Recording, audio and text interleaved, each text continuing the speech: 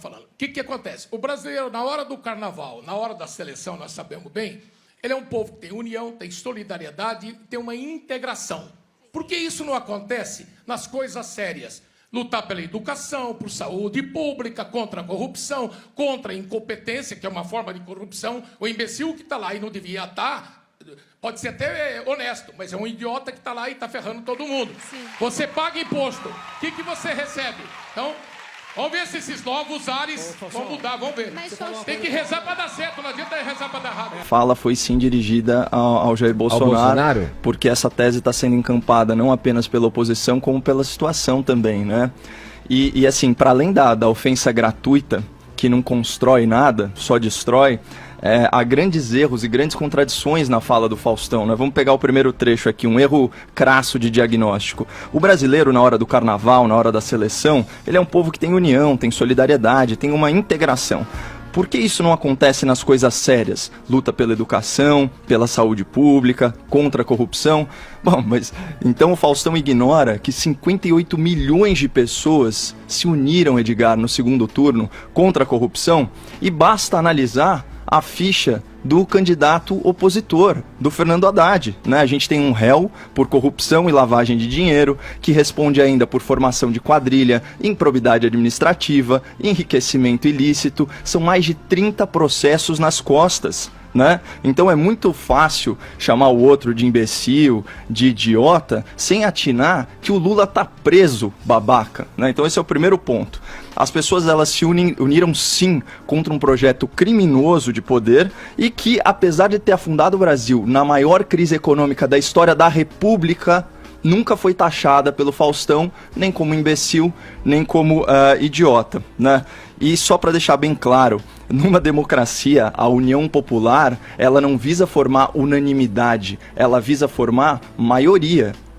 É assim que se ganham eleições. Esse é o processo democrático. Você não elege ninguém por aclamação. Mas vamos focar aqui no xingamento, na ofensa gratuita, né? Do imbecil idiota. A frase é a seguinte: o imbecil que tá lá e não devia estar, pode até ser honesto, mas é um idiota que tá lá e tá ferrando todo mundo.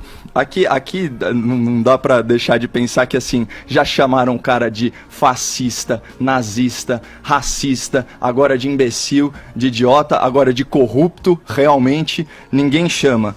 Falar que o cara tá ferrando todo mundo, como o Vini bem colocou, o programa foi gravado, né? É uma crítica a erro futuro. É um grande absurdo. O cara acabou de ser eleito e já tá ferrando as pessoas. Então você também acha que essa crítica foi pro Bolsonaro? Ah, com certeza. Sim, a minha interpretação, quer dizer, com certeza não dá pra gente cravar. Eu acho precipitado, gente. Tudo bem, vamos focar então na ofensa, né?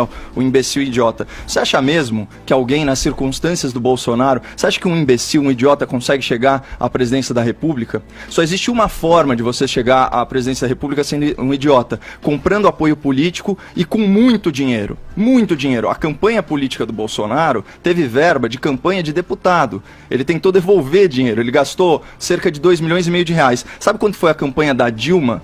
Né? É para eleger um poste que você precisa de grandes campanhas marqueteiras e de dinheiro. A campanha da Dilma de 2010 foi 153 milhões, Edgar. A campanha de 2014 foi 350 milhões. 140 vezes o custo da campanha do Bolsonaro. Se você pegar a delação do Palocci, ele fala que as duas campanhas custaram 1,4 bilhão de reais. Aí sim, dá para você fazer. Agora, sem tempo de TV, uma campanha franciscana, né, com um cara que se propõe candidato desde 2014. Então você imagina que é um cara que está sob escrutínio popular há 4 anos. Não tem essa. E a frase famosa aqui do Abraham Lincoln: você pode enganar todas as pessoas por algum tempo e algumas pessoas por todo o tempo, mas você não pode enganar todas as pessoas o tempo todo.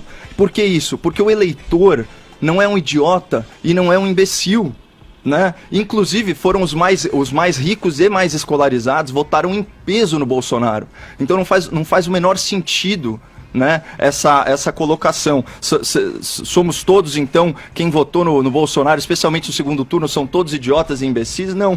E aí, só para fechar, né, falando um pouquinho sobre a Rede Globo, um imbecil idiota, ele jamais deixaria o jornalismo da Globo de joelhos, Edgar. E o Bolsonaro fez isso 2 vezes, primeiro no Jornal Nacional e depois na Globo News, fazendo a Miriam Leitão protagonizar talvez uma das maiores vergonhas do jornalismo nacional, em que ela estava psicografando o chefe dela por ponto eletrônico. No Jornal Nacional, cumpre lembrar que ele apontou a inconsistência do feminismo militante na questão da igualdade salarial, mostrando que era uma relação multifatorial. Ele escancarou a diferença de salário da Renata Vasconcelos e do William Bonner e ainda apontou a origem dos supersalários da Globo, que vem de recursos públicos, né, de propaganda oficial do governo e principalmente das estatais.